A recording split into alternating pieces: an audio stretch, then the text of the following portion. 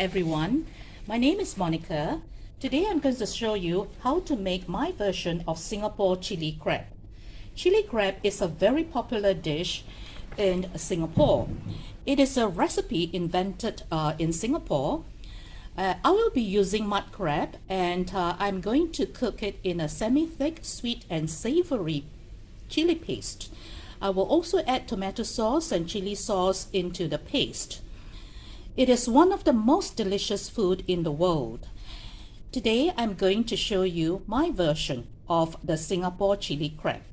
If you are interested to learn how to make this dish and other home recipes, you might want to consider subscribing to my channel so as not to miss out on any new recipe that I will be uploading. So without further ado, let's get started. Now we are going to make the chili paste. We start off by putting in 10 shallots. So there are 10 of them here. So that's the first ingredient, followed by approximately 8 to 10 cloves of garlic. Then we have got 10 fresh chilies, which I have cut into pieces like that because that would be easier on the blender. So 10 pieces of fresh chili go in. Then we have got about 10 dried chilies that I have rehydrated. Then I will have got this lemongrass. So I've got 2 stalks of lemongrass, which I have cut into small pieces. Then I have got about 6 pieces of candlenuts. So these are the candlenuts. So I push that in as well. If you cannot find candlenuts, you can replace it with cashew nuts or macadamia nuts. So the idea of putting this nut is to thicken the gravy and to impart a nutty taste to the gravy. So this all important ingredient here is called the belacan here, and in other words it's called the other term that's given is shrimp paste. So it goes in, that's 30 grams of shrimp paste.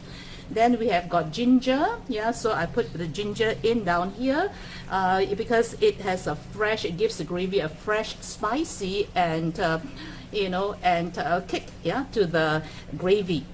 And the last ingredient, this is called a galangal. Galangal is blue ginger, which I have sliced it into pieces like that, easier to blend.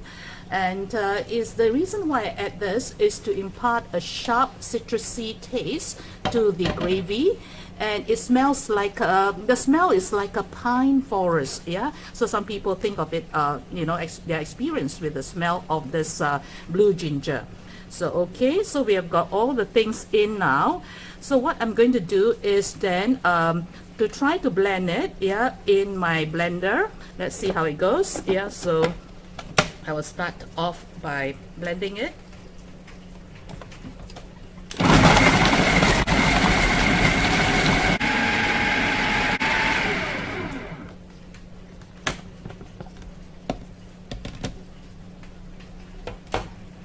Okay, so this is the consistency and the degree of fineness that we want to achieve in this chili paste. Now, in the event that you cannot find all the ingredients that I have listed, what you can do is, I feel that the most basic ingredients that you need will be things like shallots, garlic, red chili and ginger. At least these 4 must be in, so at least it gives a semblance of chili crab. But of course the other ingredients impart a deeper flavor to the gravy. So okay, so this is how it looks like after blending the chili paste.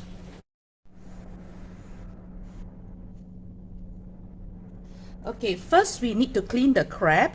I have bought 1 kg approximately of mud crab, and it gives me about 3 of them, average medium size. So first of all, we need to clean the crab. So what we need to do is to get this flap out, and then with a nice tuck, pull the cover off, so the shell of the crab off. So, and you want to remove all these bits down here because they are not delicious to the taste. It is a bit fibrous, so we get rid of it. And you can see that this row down here, all these roe. I bought a female crab, so that's why there's lots of roe, so I'm going to retain it. However, I need to get rid of this fibrous gills, yeah, because it doesn't impart any taste to the gravy. But it is a bit gritty, and I would want to get rid of it, yeah. So we will just pluck all the odds and ends that are sticking out, yeah. It also makes it a bit neater and looks nicer when it comes to presentation. Now, since my crab is not that big, I will just cut it into half, yeah, like so, yeah, just into half, like that. And you can see, so nice, yeah, lots of roe down here.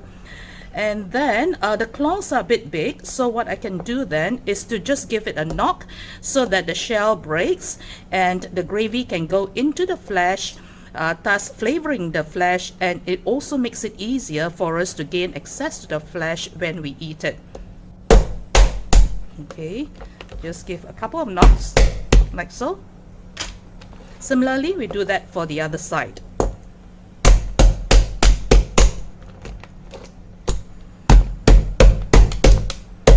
Okay, so we are done with cleaning the crab, yeah. So now we are ready to do the frying of the sambal, yeah, which is the chili paste.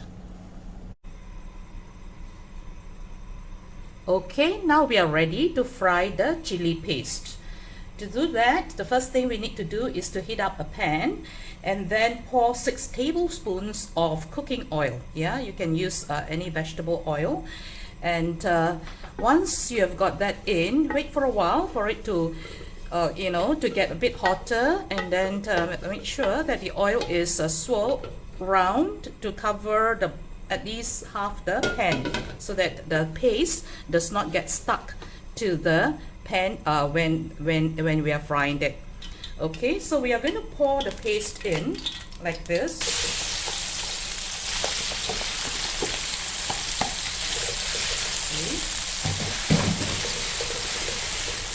So we will want to continue frying this paste until all this moisture has been evaporated, yeah. So we want the liquid to get evaporated and the ingredients to get cooked, yeah. Otherwise it will taste raw and the aroma of the spices will not be heightened, yeah. So we want it to be nice and fragrant at the end. And how to know that it is ready, the spice has been fried enough. Normally it takes about 10 minutes to 20 minutes for this amount, yeah. So we have to be patient, yeah, and slowly do it on medium heat. The result that we want to achieve is that the spice is thickened, it has a drier look, a darker color, yeah, and the oil separates from the paste. So I'm going to continue doing this on medium heat, yeah, for about 10 minutes. And once I'm ready, yeah, the result has been achieved, I will show you what it looks like. Okay, so we have reached the stage where the oil has separated from the paste. It has thickened, yeah, it looks drier now, and it's darker in color, yeah. So I think it's about time for us to add the other ingredients, yeah, which is 3 tablespoons of tomato sauce, yeah. So we have got tomato sauce goes in, 3 tablespoons.